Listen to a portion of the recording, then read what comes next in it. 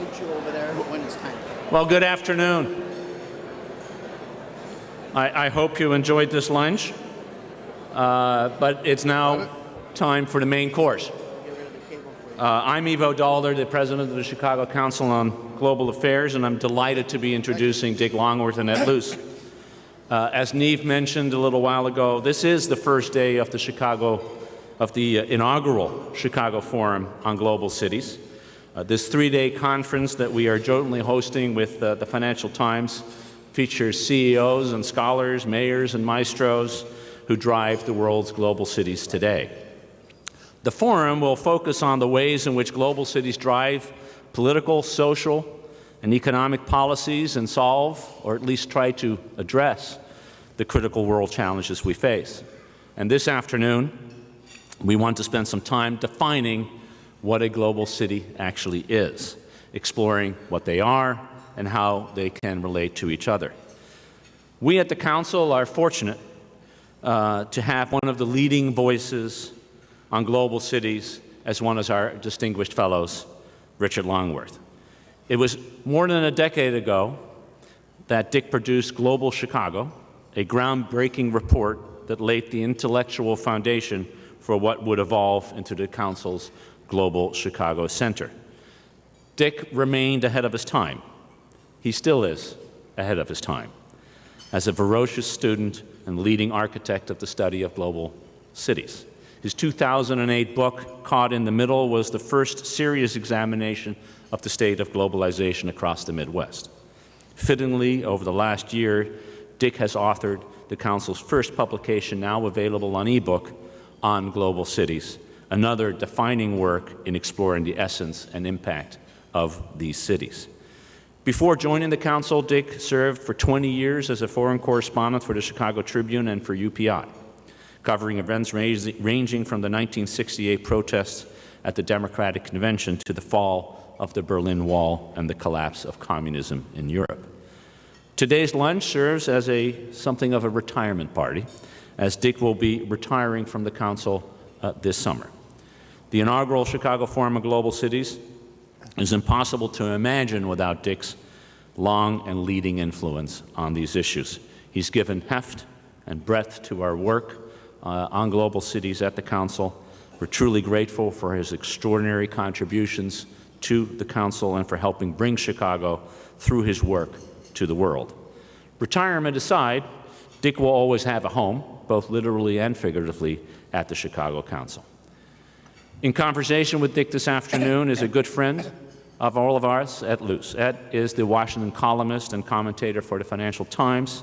He's worked for the FT since 1995 as a Philippine correspondent, capital markets editor, South Asia bureau chief, and Washington bureau chief. Previously, Ed served as a speechwriter for Lawrence Summers, the U.S. Treasury Secretary. Ladies and gentlemen, please join me in welcoming Dick and Ed to the stage.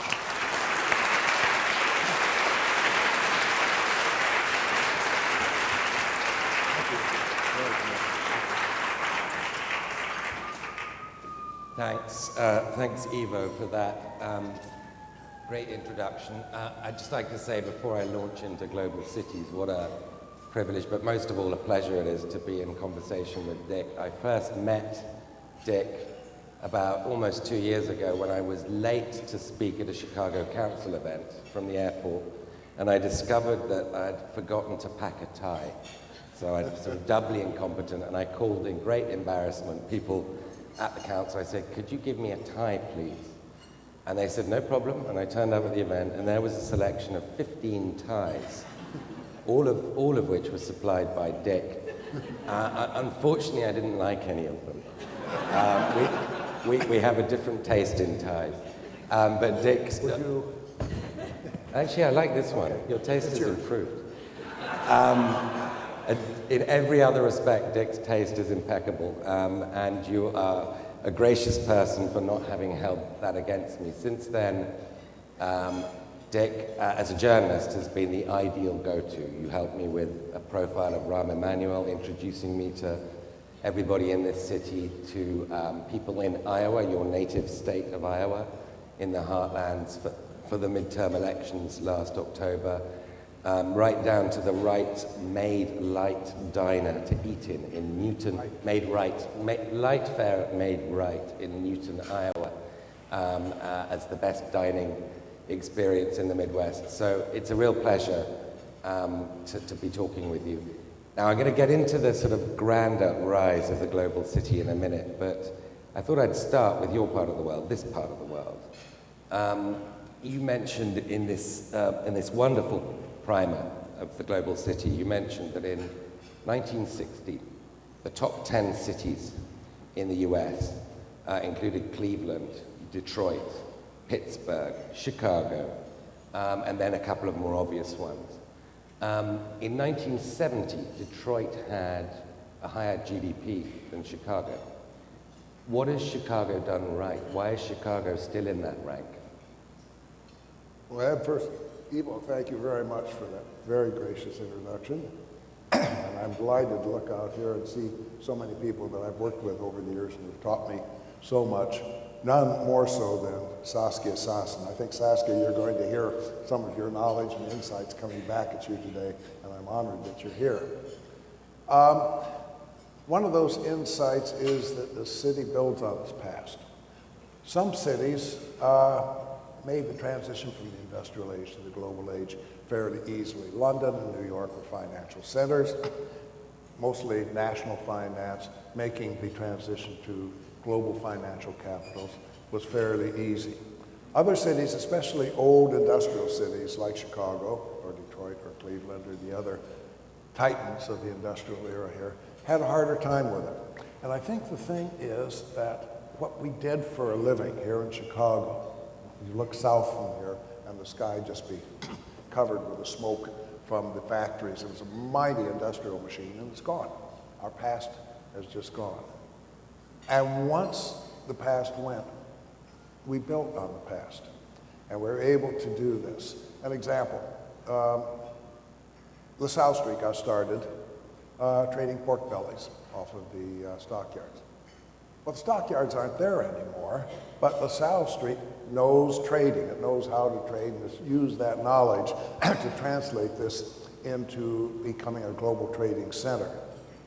All those factories, they're gone. But we know manufacturing, we know industry here. We have a terrific amount of knowledge in this city.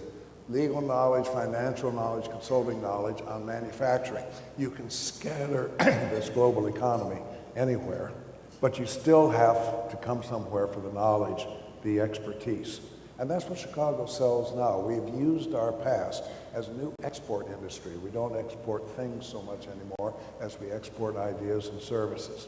So many of these other Midwestern towns, Cleveland, Detroit, places like that, Clint, haven't been able to do that.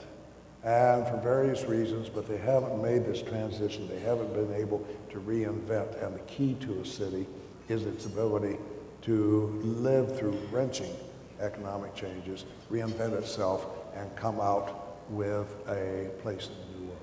So we'll get back a little bit to Chicago later, but let's get on to the global city.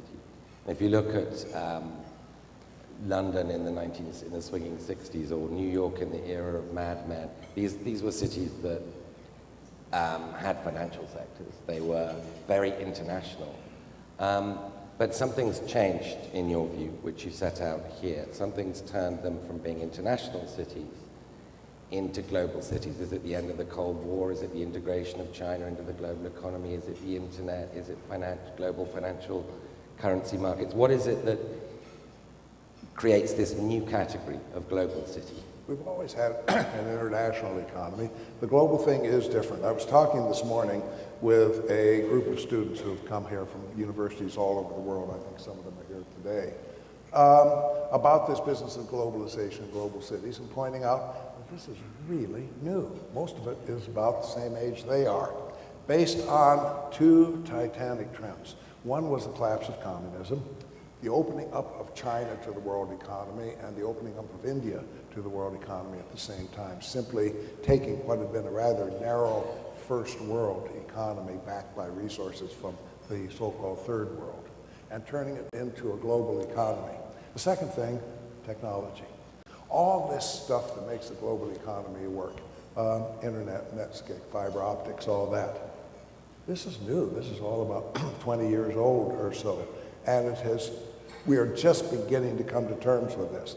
What this has enabled us to do and the economy to do is simply leap over national boundaries. Before, we may have had an international economy, but it was basically bound by national rules, laws, regulations. Most of the markets, most of the workers were bound within nation states. That doesn't exist anymore.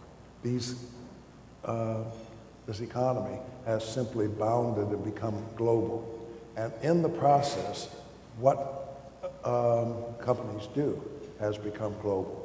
We talked about the decline of industry here on the South Side. As we know, jobs, especially industrial jobs, have just been scattered out across the world. Not only industrial jobs, white-collar jobs too, R&D, sales, accounting. All of this has been scattered by companies wherever it made the most sense. But all of this still has to be run from somewhere. There has to be a headquarters, maybe much slimmed down, but still the headquarters and the business services that surround it still have to be located in one place, and that one place is the global cities, usually the heart of global cities, the city of London, Manhattan, the Loop. So one of the best known sort of theorists of the modern global cities, Richard Florida, in addition to Saskia, and his idea is it's about people. It's about the creative classes, places that are attractive in an era where capital is plentiful, talent is what's scarce. And if a place can attract millennials with PhDs, then it's making it. If it can't, it won't. It kind of sounds almost, he has these indices.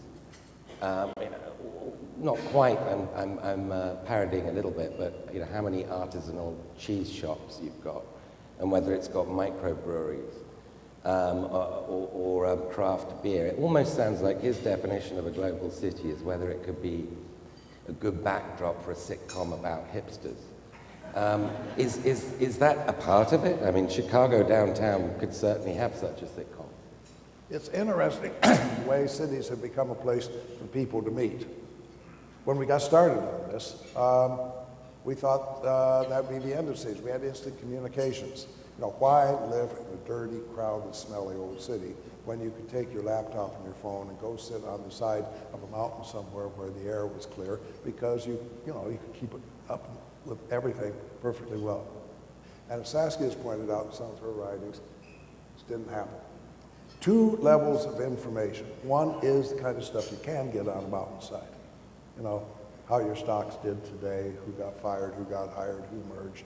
Yeah, that stuff you can get through your laptop.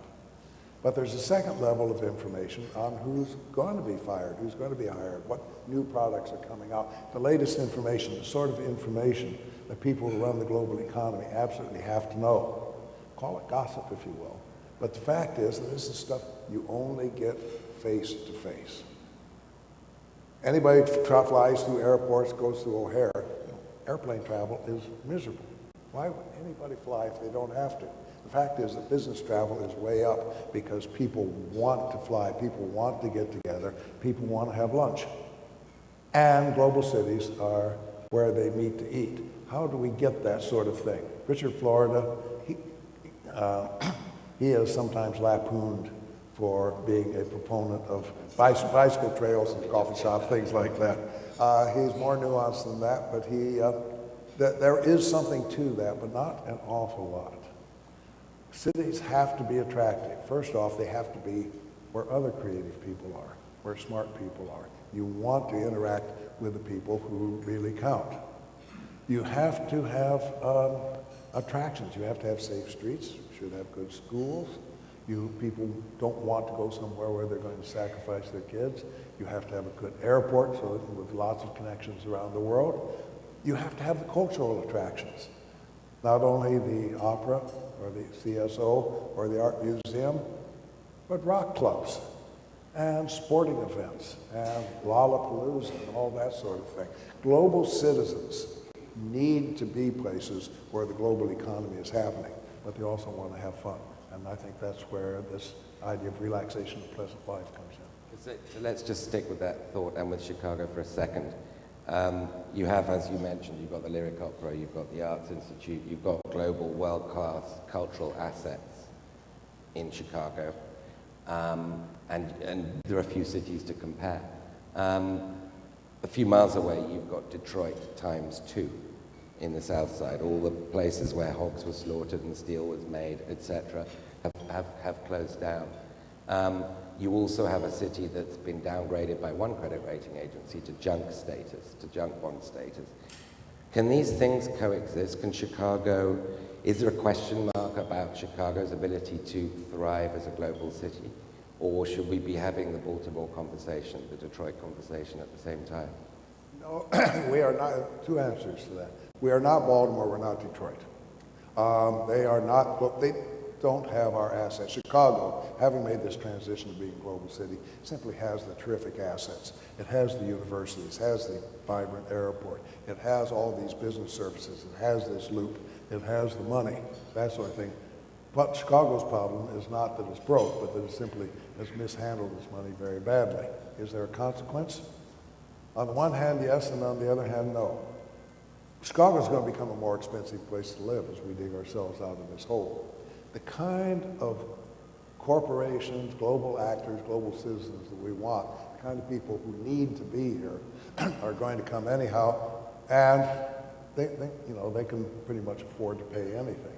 So prices will go up, but in the process, are we going to price everybody else, the middle class and the working class, out of the city? Are we going to do what we, no, it's not a theoretical question. You see it happening in London, you see it happening definitely in San Francisco now. Are our cities, our global cities, going to be enclaves of the rich only? A second factor is that to keep our global status, we got to keep up to date. There's the infrastructure, there's the L, there's the school, there's keeping O'Hare strong, there's all, keeping the lake good. It costs money. How are we going to be able to afford this with our civic finances in the shape they're in? So the answer is, we're not Detroit, but yeah, we've got big problems.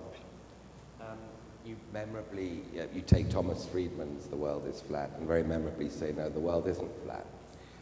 We live in a world of peaks and valleys. Well, clearly, Chicago is a peak. You also very memorably describe what kind of role Chicago played in the era of international cities and what kind of role, and contrasted it with the kind of role Chicago plays now. So whereas before it was a locomotive pulling the Midwest, the agricultural, the commodity supply all came here, they were turned into stuff, distributed around the country as products. Today, it's not so much a locomotive as a giant sucking sound. It pulls in all the talent. And the same, of course, would apply to, London's role in the UK, Chicago in the Midwest, London in the UK, very similar stories. All the talent gets pulled in, all the PhDs, all the cultural activity, and all the good jobs. To what extent should cities be paying attention to their hinterlands in looking to the sustainability of their future as peaks, as global cities? This question of hinterland is one that's very much up to debate. Basically, are we Midwestern or aren't we? I think a lot of you have probably read Bill Cronin's book, Nature's Metropolis. And his argument is that the Midwest created Chicago, Chicago created the Midwest. It was the iron and the coal, the food, the wood, everything pouring into Chicago that built Chicago and Chicago's need for it, building all these cities and towns around the Midwest. And in the end, the Midwest was just dotted with these small factory towns, most of them one company, two companies, providing something that this great industrial machine centered on the cities like Chicago and Detroit and Cleveland badly needed. In that sense, you're right, locomotive's a good word. These cities were the locomotives, pulling entire economies, entire civilizations along. And that we have lost. Chicago is a big, powerful city, but it simply doesn't create the jobs either here or in the hinterland that it used to. This is true all across the country. New York, Silicon Valley, Seattle, Cambridge, places, immense intellectual power And some of these places like Silicon Valley, unbridled ability to bring money and ideas together. So they are stars. They're brilliant, but they aren't locomotives. They don't bring the whole society along. So what is our relationship with the rest of the Midwest? Do we have more to do today with places like Shanghai or Frankfurt than we do, say, with Indianapolis or St. Louis? Believe me, this is a question that is being asked in Indianapolis and St. Louis. Where do they fit in? So, I think that's absolutely it. If you're going to differentiate between the international city or the regional capital and the global city, it's that the people here used to be very intricately economically connected to the people in contiguous counties and states. Now they're more connected with Shanghai, or many of them, the people in the accounting, but the 10 big companies sponsoring this wonderful Global Cities Forum are global companies. And what happens in Iowa is not of any importance. Well, maybe it will be in selecting the next president, but in terms of economics, what happens in Iowa is unimportant. What is their responsibility for the area around them? Chicago, many of the problems that we see here in Chicago, people who the descendants of people who used to work in these great industries, and these industries have gone away. The private sector has just sort of up and left town for a lot of these people. You see this throughout the Midwest, and it's a sense of the economy's responsibility to the society around it. Globalization does raise these questions. You mentioned that in 1970, UBS became the first entity to set up a global ranking of cities. Now, we haven't got into big developing country cities yet. We haven't got into ones in between, like Singapore. But now there's, goodness knows, there's dozens and dozens of people who do global rankings of cities, each with different criteria and methodology. Chicago tends to come in the top 10, 12, 15 in a lot of them. London and New York tend to switch first and second place in almost every single one, but by and large, it's the same cast of characters. What is the usefulness of this competition for global rankings? And I say this with some interest because an offshoot of the FT does one. This business of ranking global cities has become something of a parlor game. I used to think really it was a bunch of economists who went out after work on a Saturday night, had a few pops, and just said, I know what we'll do. We'll rank global cities. Well, get us in the newspapers.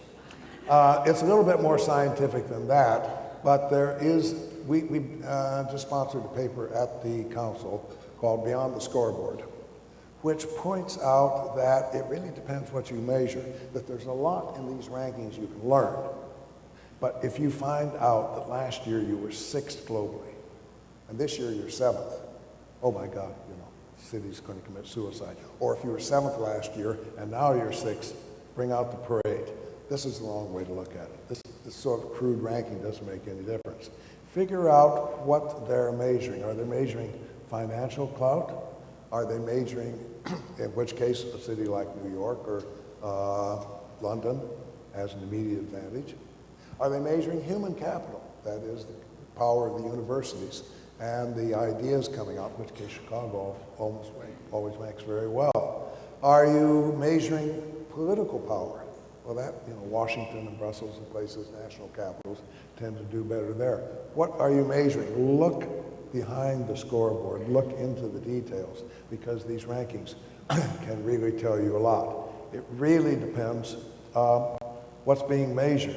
The council in A.T. Kearney started several years ago with a set of rankings. And I remember our first rankings, when we came out, the final ranking had Frankfurt, Germany, right at the top, which was a surprise. And so we looked in to try and find out why this was, and it turned out we had given a lot of emphasis to culture. And Frankfurt ranked right at the top in culture, ahead of Paris and all these other places. And this also was counterintuitive, as they say. So we checked to find out why this was, and we discovered that one of the main metrics in there was the number of foreign restaurants. Now, Paris, with French food, didn't need foreign restaurants. Whereas Frankfurt had a lot. So we rejiggered our metrics, fed them back into the computer, and came up with something that made a lot more sense. Frankfurt cannot be first. No. By another measure, Portland might be first, or Copenhagen. I mean, I guess if you take an aesthetic, or Austin, Texas. It depends what gets rated. And if you are really rated poorly in, say, quality of life, some cities, Zurich, Copenhagen, Toronto, Stockholm, always rank at the top in quality of life. But if you rank very badly in that, you've probably got a problem. You ought to tend to it. So how do you rank the rankers? I know that Chicago Council's done a study of them. You've got Price Waterhouse, you've got A.T. Kearney, you've got Economist Intelligence Unit, you've got, which is the best ranking, has the best methodology for ranking cities? No best. It depends what they're measuring. Yeah, okay. It really depends. The ones you mentioned, A.T. Kearney, PricewaterhouseCoopers, The Economist, places like that, those are very good. Brookings does wonderful studies on cities across the nation, but this is mostly on economic performance. Valuable, you really got to pay attention to it, but it doesn't try to measure a city broadly. So is there a metric of inequality in cities? Because I think one of the really striking features about the most successful global cities, as you mentioned earlier, is that the middle class can't afford to live there. My hometown, where I was born, London, perhaps is an example of that par excellence. It's unaffordable. We had 6 days worth of rioting in London in 2011 from what they call the chavs, the people who've been sort of excluded from all the glittering success they see around them. You can transpose that story. I've met a couple of kids here of African-American families who've seen the Trump Tower and John Hancock from a distance but never been downtown. They've seen it all their lives, but they've never actually visited downtown Chicago. How can you reconcile being a global city without having far more impressive efforts than you've seen from the likes of Boris Johnson or Rahm Emanuel to address these enormous chasms? Globalization itself seems to be an immensely divisive phenomenon. We see it dividing the rich from the poor, nation from nation. We certainly splitting nations and splitting cities themselves. That it is a process that does channel most of the rewards to the people at the top. And we see it here in Chicago. Most of us here, I think here in this room, are sharing in this global economy. We are part of that. The glitter that we see down here in the Loop of Chicago is physical evidence of that. And as you say, 3-4 miles away are those who have left behind, whose ancestors were who worked in those factories on the south side, who may not spoken English, may not had high school education, carried lunch in a lunch pail, but owned their own home, maybe owned a cottage by the lake, had a car, maybe had 2 cars, basically a working class, middle class existence, which has gone away. And globalization, by taking these mass industrial jobs away, has had that effect. And we have not figured out what to do about it. We see the results playing out daily here on the streets of Baltimore, and on the streets of Chicago, on the streets of London. Some cities do better than this. Again, places like, say, Copenhagen or Stockholm, but they are embedded in countries with a stronger social safety net and a stronger feeling of equity. The United States doesn't have that, so there is no way to bridge that gap. We could go on like this, I guess, with having the rich center of the city surrounded by the poor, but it sounds like we are building up immense political and economic and human problems for the future. To link the two up, clearly one of the things that is holding back Rahm Emanuel's great ambitions for Chicago, and I think realizable ambitions for Chicago, is the crime rate, is the homicide rate. One of the things deterring investors, other global corporations, from setting up in a bigger way here or moving their headquarters here, is the fear of safety. Now, to address, say, the South Side, and of course I'm taking Chicago as an example, but we could be talking about any number of cities, to address economic, educational, safety issues that plague somewhere like the downside, You need money.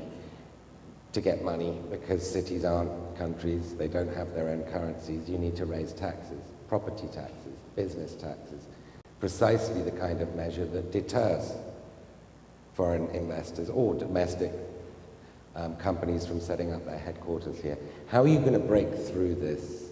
How are you going to square this circle? If you're Rahm Emanuel for a day, or maybe you need a year as a mayor, not a day, but if you're dictator of Chicago, how do you actually raise the resources without deterring those who give you the resources?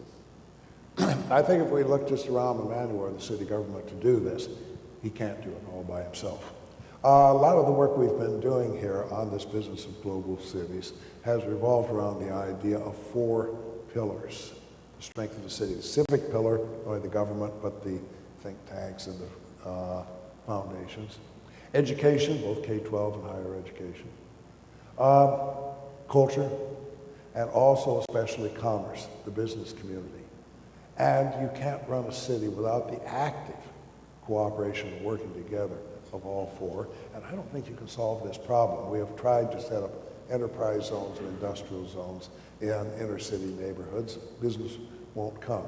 The problem is just the opposite. As I mentioned, the private sector has largely moved away from these cities. And the problems we see now are the people who are left behind. I don't think there's a solution here until the private sector takes it as a responsibility to invest.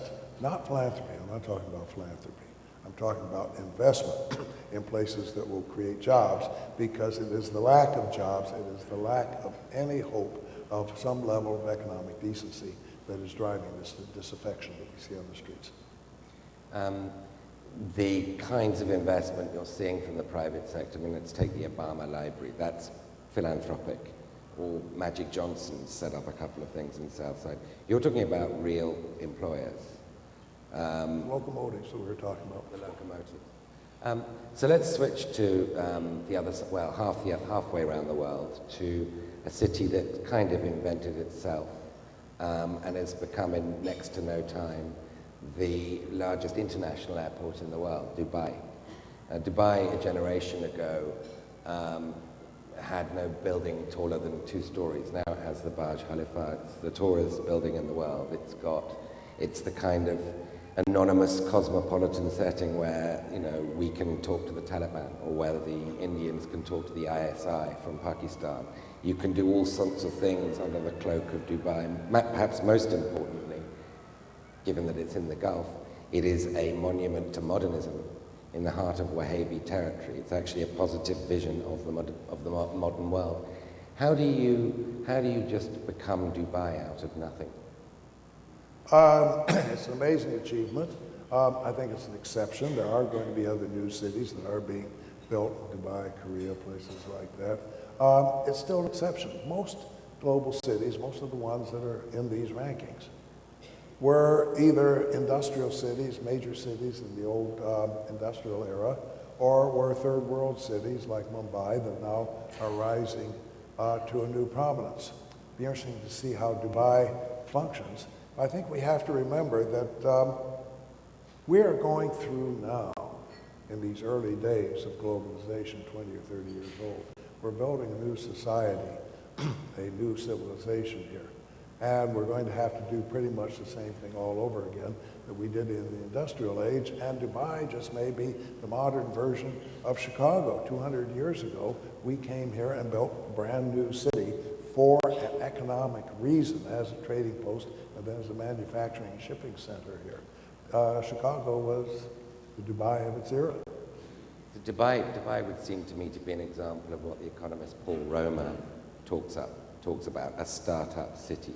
You're not dragged down by the sort of weight of history and the accretion of generations of regulations from City Hall and the union contracts, etc.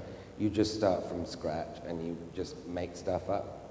And that's kind of what Dubai's done. And I presume Dubai, I'm picking on Dubai as an example, but there are others. I presume Dubai would be in your top sort of 15 global cities nowadays. I expect so, yes. Where else would you look other than Dubai? What other examples of a Paul Romer startup city would you look at? And do you embrace that idea? I don't know if there are any other that rank with Dubai. There are places like Singapore, for instance, which in the past 40 or 50 years, largely through the leadership of Lee Kuan Yew, have created themselves into this mighty city-state, making use of their economy. Cities are what they are. We have our history. We have our things dragging us down and our things pushing us up. Everything that we see in most cities, London, Paris, Shanghai, Tokyo, Chicago, New York, is the accretion of centuries of growth, of change, and adapting to new problems. And that's what we're going through now. Some cities, Detroit maybe, might not make it. But unless you can cope with your history and build on your history, it's not going to work. I think the final verdict on Dubai is still out. Let's wait and see what happens. So Ben Barber, another theorist of cities, recommends that that cities adopt foreign policies, that they essentially, the nation states being made an increasingly efficient vehicle in this global economy that we live in. And cities are where the action is, it's where the talent is, it's where the financial markets are, it's where the immigrants go, it's where the PhDs are earned, and so forth. He recommends that cities have foreign policies. In fact, he goes even further, and you endorse his recommendation in this, that there be an international parliament of mayors. So I understand the logic of this, and I know Ivo's working on this for Chicago, and Rahm Emanuel's very interested in this too. I understand the logic of this, but I have a skeptical question. What's the use of another international bureaucracy? Don't you just, if you want to find something out about Shanghai, you pick up the phone? There's no structure there, and there's no real mechanism here for finding out about this. This is Ben's book. He'll be here at the forum also. His book, If Mayors Ruled the World, suggests that in a lot of areas that are really important to us, national governments are letting us down. We've had meeting after meeting, global meetings, national meetings, at which President Obama and other leaders gathered together to solve the problems of climate change, with nothing happening. Washington is working and working and working to try and come up with some sort of comprehensive reform of immigration law, with nothing happening. In the meantime, climate change is coming along and it's affecting Chicago. We have to think about this sort of stuff. Chicago's climate is changing. City Hall is operating on the assumption that in due time, our climate here is actually going to be somewhat like Texas. So what does that mean for our capacity, our sewer capacity to handle increasing storms? What sort of trees should we plant? How do we retrofit our buildings? Very, very practical problems that can't sit around and wait for some international agreement in Copenhagen. We have immigrants here. Chicago's 25% foreign born, not only Chicago, but its region. We've drawn them here because they want to be here, because here's where the jobs are. It's a compliment to us. We want to draw them because they bring the vitality, but they also bring the problems of health and schooling, law, that sort of thing. Can we wait for Washington to deal with this, or do we deal with this ourselves in problems of education, in delivering of health care, in things like law enforcement? Washington wants us to enforce national law if a cop arrests somebody driving, finds out they are undocumented, want to turn them into the feds. Most police forces, local police forces, are refusing to do that this day. They have different interests. They want to encourage the immigration. This is the way that cities are taking over and becoming the centers of new thinking and new action. A lot of these issues, terrorism is another one, inequality is very much one, not something we're likely to get much action on nationally, but we can do something about it here. What are other cities doing? Are there other cities that are handling it better, and how are they doing it? It doesn't have to be a bureaucracy. It doesn't even have to be some building somewhere. These days it can be done more or less virtually, but how do you do it? Should there be in City Hall a sort of a State Department, a foreign office there to guide the city's activities globally? Should Chicago have offices, embassies, as it were, in other major cities? In what cities should they do that? Do we do more business with Shanghai or do we do more business with Beijing? We need to know this so we know where to put our efforts. The idea is that foreign policy, nationally, is the identification of a country's national interest, and then the use of its diplomatic and other powers to further and protect and exploit that interest worldwide. Okay, cities increasingly have their own civic interests, and a proper foreign policy would enable us to identify what those interests are and then figure out how we act on our own to promote those. I was very struck by your reference to the Hanseatic League, and Ivo mentioned it in your piece in the FT today, as a description of analogy with the medieval links between ports, between Hamburg, London, Rotterdam, etc. That these were essentially autonomous, near city-states that were driven by trade. Now, if you transpose that onto today, we're talking about global cities that are connected through airports and information flows. Information being the sort of the unit of value. But again, just to be skeptical, cities don't issue their own currencies. They don't have armies. They don't grant visas. Other than talking to each other and sharing best practice, what would a global parliament of mayors actually do? Yeah, we're not going to send drones to attack Des Moines or something like that.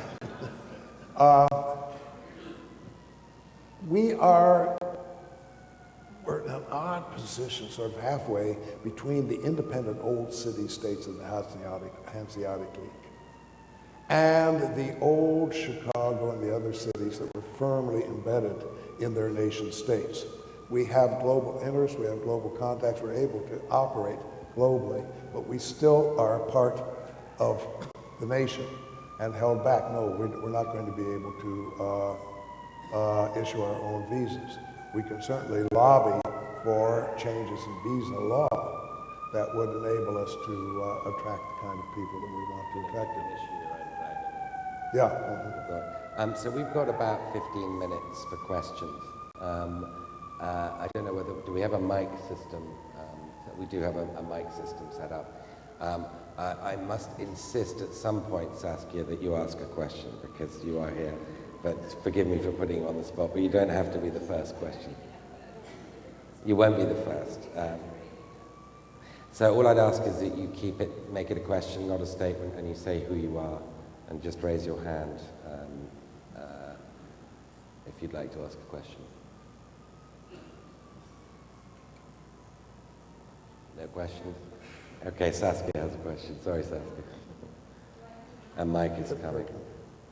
I should say, this was not planned, all right? It isn't that we have a little play here. I want to come back to one of the earlier questions you asked, which I thought was an excellent question, and I admired your answer. Dick, I just want to add another element and elicit perhaps a response from both of you. I think that a key function of the global city is that it is a kind of Silicon Valley for very specialized forms of knowledge. A global firm has to find some intermediate way in which it can meet whatever the needs it has of 5 hours of Mongolian accounting and 10 hours of Mongolian lawyering, et cetera, of 70 different countries. The global city emerges as this powerful knowledge-making space because it does the job that in the past the big corporations, which just buy the talent, have full-time staff.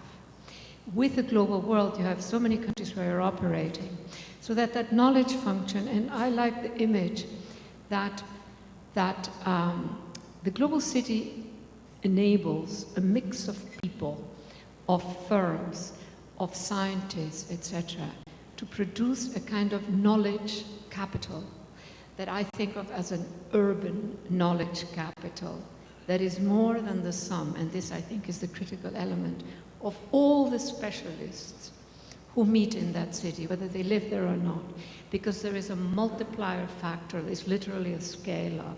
So that then explains why, as the global economy sort of globalizes, in the 1990s especially, you have more and more global cities. They fulfill this function. And the other big function that they fulfill is they are a frontier space. If a firm wants to enter the thicket of a national economy, it needs this intermediate zone where it can sort of find whatever these instruments of knowledge. So I just wanted to add that. No, that's a very good point, Dick. You want to pick up on that?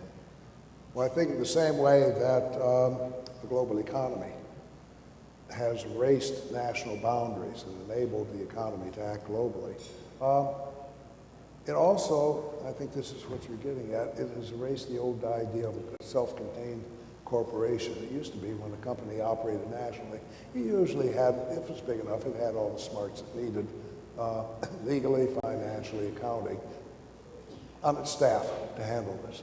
The global economy is just too complicated, and you're not going to be able to find this within one company. You're going to find a lot of this in a good global city. You're probably not going to find everything you need in one global city. I think this is an interesting point, if I could get into this a little bit, is that we talk about competing globally. We want to compete, and Chicago has to do well. You know, got to keep the airport up, we've got to look out at our schools. Yeah, we want to do as well as we can. But the idea that we are in competition with cities around the world misses the point, I think. I think maybe this is what you're getting at, is it's a collaboration. It's a flow. Instead of things coming from one place and being sold in one place, the whole global economy exists on a great value chain. We're used to the idea of companies, say, like Apple, doing their R&D in one place or two places, and then a lot of different components being produced in many other countries, and being brought together to be assembled yet in yet another country, and then being sold throughout to the world. Well, the whole global economy is like that. Everything moves. People move, money, services, things, ideas, constant flow around the world, going to where they can find the information. Sometimes they can find what they need here, but probably not all of it. You're going to need more information from New York or London. And global cities have been called layover points on this global flow, sort of depots, if you will.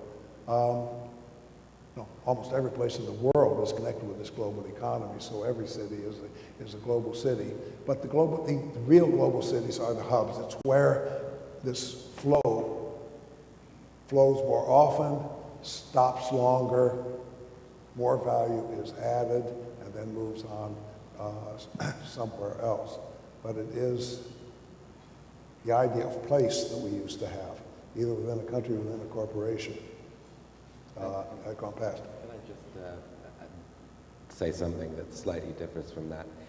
Global cities cooperate as much as they compete. I understand that.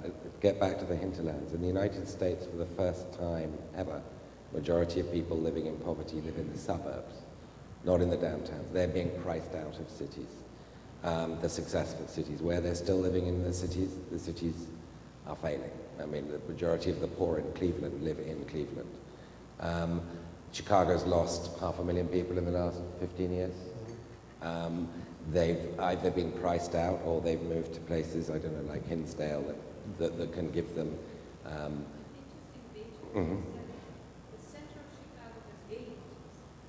Downtown has gained. Downtown Chicago. That downtown has become more dense. Same thing with New York City.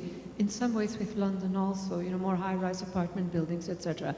Then there is the outer part of the center that is sort of neither here nor there, that depends. And then you have, of course, a lot of the other people, like the middle class is really the suburbs. It's sort of one of the few places. Right.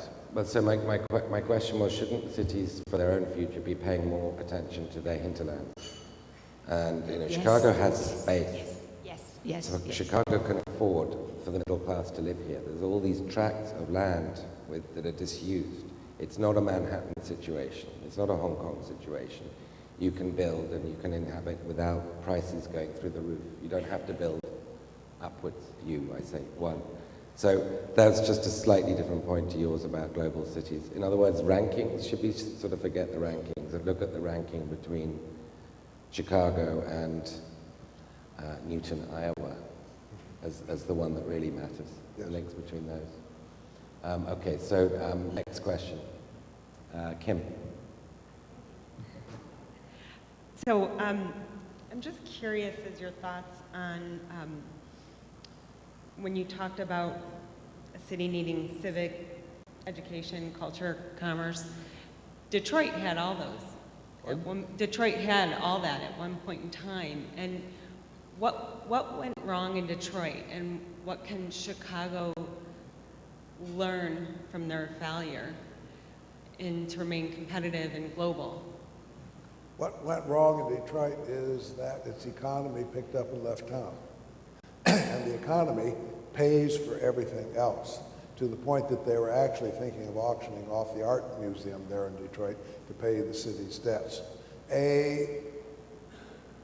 All of our cities, Chicago included, started as pretty rough places and then grew into cities. People built houses and schools. And then as it grew into more of a city, it grew into a civilization. And we had things built here in Chicago. The Art Institute was built largely on money from LaSalle Street. The Newberry Library, the CSO, all these institutions were a function of the economy here. People who had made money here putting their money back into the city. And a city has to still have this economy to be able to afford that.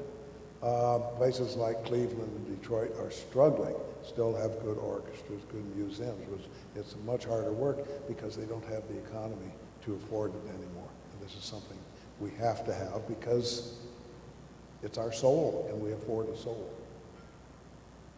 At the gentleman right at the back. Hi, Dick. Lincoln Ellis. I wonder if you might just opine a little bit on a distinction that our friend Ian Bremmer made this morning when discussing Evo's piece on Bloomberg surveillance. And it was something to the point of the kind of characteristics that you describe or apply to global cities seem not to be applying in more totalitarian nation states, particularly places like Venezuela and Russia. And when you think about great global cities of the past like Caracas and St. Petersburg, it's a bit turned upside down. Maybe you could talk a little bit about the role of cities in places that are not Western and not democratized. We did some wrestling with this when we were working on the A.T. Kearney thing. What would be the role of censorship? Should we downgrade a city because it's national government practice censorship, blocked access to Google or the web? And we decided, yes, you probably should. The question arises, would you invest in a place that blocked this sort of access? And the answer, of course, obviously, yes, you would, because everybody invests in China. But would you put your headquarters there? That's another place. Are Chinese cities, by blocking this free flow of information, cutting themselves off from having the kind of people who are going to be making the decisions, who run the decisions that run this global economy? A command economy, except, we lived in Moscow back in the 60s under the command economy, and we saw that it just didn't work. And they are living with that problem to this day. They do not have a strong functioning economy. They don't have reliable corporate law. Their financial system is weak. They have a terrible time with innovation. I always find it amazing that half of the greatest innovators in the United States today probably came from Russia, but they do their innovating here. There are certain atmospheres that keep a city from having the kind of attributes that count in this new global economy. Innovation is important. San Francisco is probably too small. Size counts, and for most purposes, unless you're a couple million people, you're not going to get ranked among the global cities. But San Francisco manages to make it simply because of the power of innovation there that you don't have in Caracas or St. Petersburg. We have time probably for one final question. That's all. It's the lady in green at the back. Hi. I'm interested to get my hands on that Beyond the Scoreboard, very data-driven mind, so that'll help. But I have a question which maybe requires an anecdotal response. You actually cited Copenhagen as a global city a couple of times. So in your mind, you define it as one, yet it's not on your list of leading global cities. So I'm wondering if you can talk about the disparity of why you think of it as and it's worth citing as a global city, but it hasn't made the list. Which city was that in? Copenhagen? Copenhagen. Oh, Copenhagen. Its metrics, in many ways, it does get included on some lists. Certainly on the list, I think the list that A.T. Kearney puts out, it's ranked further down. So is Stockholm. These are in smaller nations. They don't have the sheer size or global clout that that the big global cities do. In some ways, in human capital, in international connectivity, certainly in quality of life, it would be ranked up there. This business of ranking global cities, it's new, it's arbitrary, it's still evolving. Almost every time an organization puts out a new edition of global cities, they put new metrics in there because we are learning how to do it. It may be that a city's place in a country depends on its size and its geographic location. Copenhagen is surrounded by Berlin, Paris, London, Brussels, other big global cities. It's hard to shine in that galaxy.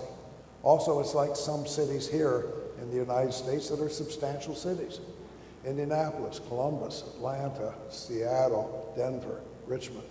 These are, they're very much tied into the global economy, but they're more regional capitals on a radius radiating out from the big global cities like Chicago or New York. Like I say, this is arbitrary, and you can get a good argument going on this almost any time. I have an arbitrary global cities ranking. If you measured them by production of TV drama per capita, Copenhagen is number one. So I have the privilege of winding up and asking you a quick last question. I should mention that Dick, Ivo gave a very good introduction for Dick, but Dick turned 80 recently, and if I could, at 60, be half as articulate, sprightly, young-looking, and productive as you, I would consider myself to have led a fulfilled, if bad, tie choice life. But let me ask you one question. You are a stalwart and a doyen of Midwestern Chicago journalism. You're a reporter, you're dogged, you're empirical. You've seen the cycle of newspapers. Can a great city be great without a great newspaper? This is a question we used to ask, and the answer was always no. The Tribune and the Sun-Times, on great financial troubles, still labor to put out good newspapers. I mean, they're good people working there, and you can't put out a bad newspaper with good people. That's not what they were before. But this raises the question, where do newspapers fit in? There are special newspapers. The FT is one of them. It's a global newspaper. Wall Street Journal may be another. New York Times may be another. But basically, newspapers aren't disappearing. I hope newspapers will never disappear, but they are fading into a larger landscape. So can a great city exist without access to the news of the world, without paying attention to the news of the world, and have ready access, and without contributing back out into that news of the world, being a center of news generation? No, you can't, but there's more to it than just newspapers.